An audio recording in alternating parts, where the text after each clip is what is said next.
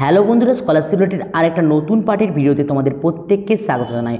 তো আজকের এই পার্টের ভিডিওতে আমরা কিন্তু একটা নন গভর্নমেন্ট স্কলারশিপ নিয়ে কিন্তু আলোচনা করব, যে নন গভর্নমেন্ট স্কলারশিপের আন্ডারে কিন্তু প্রত্যেক বছর বহু সংখ্যক স্টুডেন্ট কিন্তু আবেদন করে প্রচুর টাকা কিন্তু তারা কিন্তু স্কলারশিপ হিসাবে কিন্তু পেয়ে থাকে। তো এই স্কলারশিপটার নাম হচ্ছে S.R.. Jindal scholarship scheme.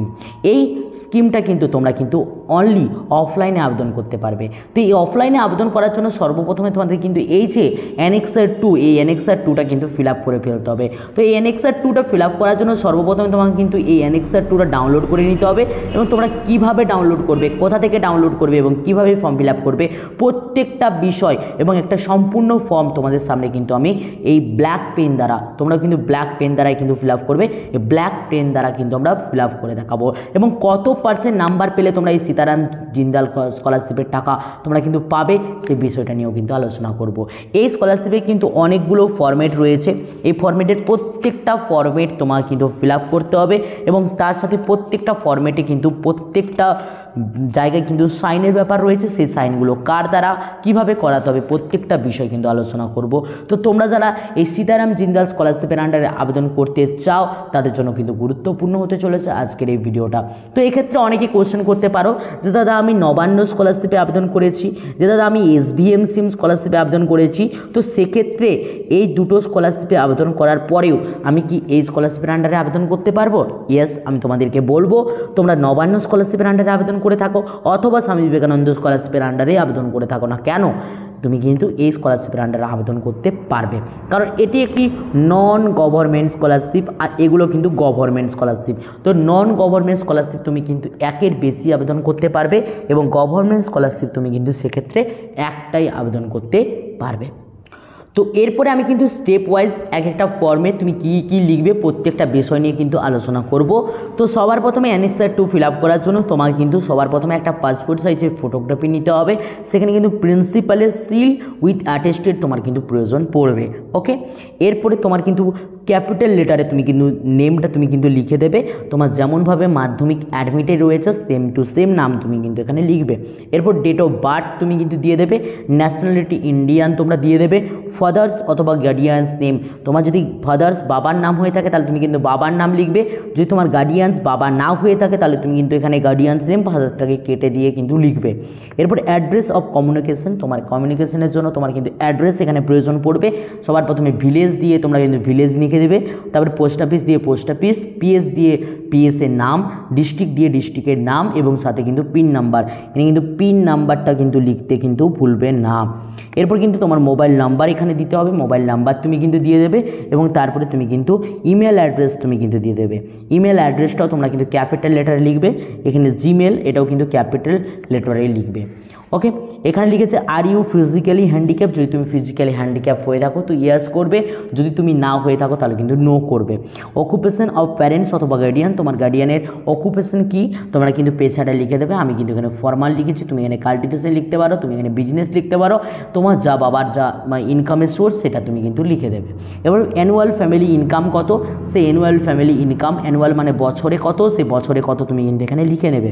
Particular of the last examination past, তো তুমি কোন এক্সামিনেশনটা লাস্ট তুমি পাস আউট হয়েছো সেটা তুমি কিন্তু এখানে লিখে দেবে। এখানে লিখে দেওয়ার পরে মার্ক অবটেন কত নাম্বার পেয়েছো তুমি কিন্তু এখানে লিখে দেবে, পার্সেন্টেজ কত পার্সেন্ট নাম্বার পেয়েছো তুমি কিন্তু এখানে লিখে দেবে। ওকে, এগুলো প্রত্যেকটা জিনিস লিখে নেওয়ার পরে এনে কোর্স অর সেমিস্টার তুমি কিসে এই মুহূর্তে অ্যাডমিশন নিয়েছো সেটা কিন্তু এখানে লিখে দেবে, এখানে কোন কিসে অ্যাডমিশন নিয়েছো লিখবে। ডিউরেশন অফ দ্য কোর্স, কত বছরের ডিউরেশন এখানে লিখে দেবে, সেটা রেগুলার না পার্ট টাইম না করসপন্ডিং এটা কিন্তু লিখে দেবে, যেহেতু রেগুলার তো আমি রেগুলারে টিক করেছি।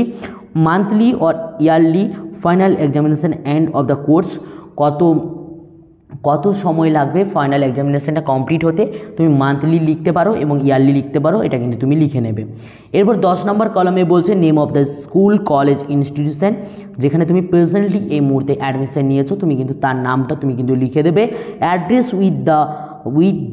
With the name of the state, address তুমি কিন্তু দেবে স্টেটকে মেনশন করে কোন জায়গায় অবস্থিত, তারপরে তুমি কিন্তু দেবে এখানে সবার প্রথমে জায়গাটার নাম দেবে, তারপরে কিন্তু পোস্ট অফিসের নাম দেবে, তারপরে তুমি কিন্তু এখানে ডিস্টটা দেবে, লিস্ট দেওয়ার পরে এরা সব ক্যাপিটাল লেটারে লিখবে।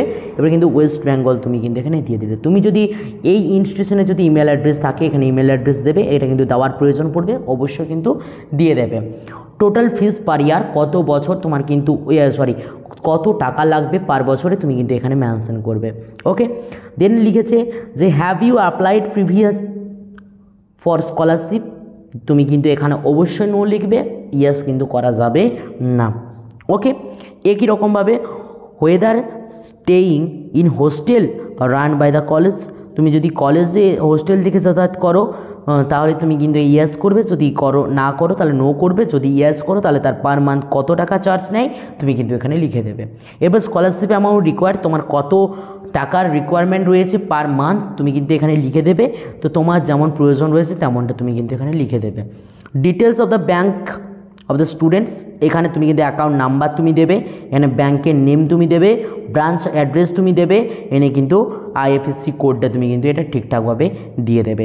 এনে দিয়ে দেওয়ার পরে এখানে হচ্ছে তোমার গার্ডিয়ানের সিগনেচার প্রয়োজন পড়বে, এখানে ক্যান্ডিডেট সিগনেচার, এবং এখানে যেদিন তুমি বাই পোস্টে পাঠাবে তার কিন্তু ডেটটা এখানে প্রয়োজন পড়বে। এবার যে সেকেন্ড পেজে চলে আসি অ্যানেক্সার 8, তো অ্যানেক্সার 8-এ কী বলছে না, certified reading annual fees from the college principal authorised professor and lecturer for the students studying in following course, তুমি যে ওই কোর্সে অ্যাডমিশন নিয়েছো কিনা এটা কিন্তু কনফার্ম হওয়ার জন্য তো এটা কিন্তু করা হয়েছে, অর্থাৎ এটা কিন্তু প্রয়োজন পড়বে। তো এরপরে কিন্তু দিস ইজ সার্টিফাইড দ্যাট, তারপর নিজের নামটা ক্যাপিটাল লেটার লিখবে, is admitted in our college, কোন কোর্সে অ্যাডমিশন নিয়েছে এখান থেকে তুমি কিন্তু সেটাকে কি করবে না টিক মার্ক দেবে। টিক মার্ক দেওয়ার পরে যে ফিজটা তুমি লিখেছো 30,000 টাকা, 40,000 টাকা, 50,000 টাকা, সেটা কি কনফার্ম কিনা সেটা এখানে কিন্তু লিখবে, এবং এটা ইয়ারলি না হাফ ইয়ারলি সেটা কিন্তু এখানে ফিজটা কত বছরে নেবে কিভাবে নেবে এখানে লিখবে। লিখে দেওয়ার পরে এখানে প্লেস ডেট দেওয়ার পরে এখানে কিন্তু সিগনেচার, যে আমাদের প্রিন্সিপাল স্যার রয়েছেন তার কিন্তু সিগনেচার লাগবে, অর্থাৎ এত টাকা ফিজ নেওয়া হচ্ছে কিনা এটা কনফার্ম করার জন্য এই ফর্মটা তোমায় কিন্তু ফিল আপ করতে হবে। তো এরপরে রয়েছে certificate on students admission under government merit cost management quota, যদি ম্যানেজমেন্ট কোটাতে অ্যাডমিশন হয়ে থাকো তাহলে তুমি কিন্তু এটা কমপ্লিট করবে, যদি না হয়ে থাকো তাহলে কিন্তু করার দরকার নেই। Certified issue the hostel superintendent, যদি হোস্টেলে তোমরা থাকো তাহলে কিন্তু এই ফর্মটা ফিল আপ করবে। This is to certified that mister or missus, তোমার নাম দেবে, স্টুডেন্টস অফ কোন ক্লাসে পড়ে, in college name son of dash, কার বাবার নাম লিখবে, হোম অ্যাড্রেস তোমরা কিন্তু এখানে দেবে, বয়েজ না গার্লস হোস্টেল এখানে মেনশন করবে, কত তারিখ থেকে আছে মেনশন করবে, মাসে কত টাকা ফিজ নেয় সেটা কিন্তু এখানে লিখবে, এবং রূপ তুমি ওয়ার্ডে কিন্তু এখানে লিখবে পার মান্থ কত। ওকে, আর এখান থেকে এই যে ডিস্টেন্স ফ্রম হিজ অর আর নর্মাল প্লেস রেসিডেন্সিয়াল কলেজ, তার বাড়ি থেকে তার যে কলেজ তার কলেজের ডিস্টেন্স কত কিমি এটা তুমি কিন্তু এখানে লিখে দেবে। ডেট এখানে দেবে, name, address, phone number, email address, যে সিগনেচার করবে তার কিন্তু এই প্রয়োজনগুলো কিন্তু পড়বে, এবং সাথে কিন্তু এখানে সিল কিন্তু তার দিতে হবে। ওকে, এরপর যদি প্রাইভেট অ্যাকোমোডেশন তুমি নাও, অর্থাৎ তুমি যদি কোনো জায়গায় পে গেস্ট হয়ে থাকো অথবা তুমি মেসে থাকো তাহলে কিন্তু এই ফর্মটা তোমাকে একই রকমভাবে কিন্তু ফিল আপ করার কিন্তু প্রয়োজন পড়বে। তো এইভাবে কিন্তু সম্পূর্ণ ফর্মটা তোমরা যদি ফিল আপ করে নাও, এই সম্পূর্ণ ফর্মটা ফিল আপ করার পর তোমরা কিন্তু এই ফর্মটাকে স্ট্যাপল করে নেবে। তো এই ফর্মটা স্ট্যাপল করে নেওয়ার পরে এর সাথে কোন কোন ডকুমেন্টসের প্রয়োজন পড়বে, যেমনভাবে তোমাদেরকে বললাম একটু আগে যে এই ফর্মটার সাথেও তোমাদের কিন্তু সেম ডকুমেন্টসের প্রয়োজন পড়বে।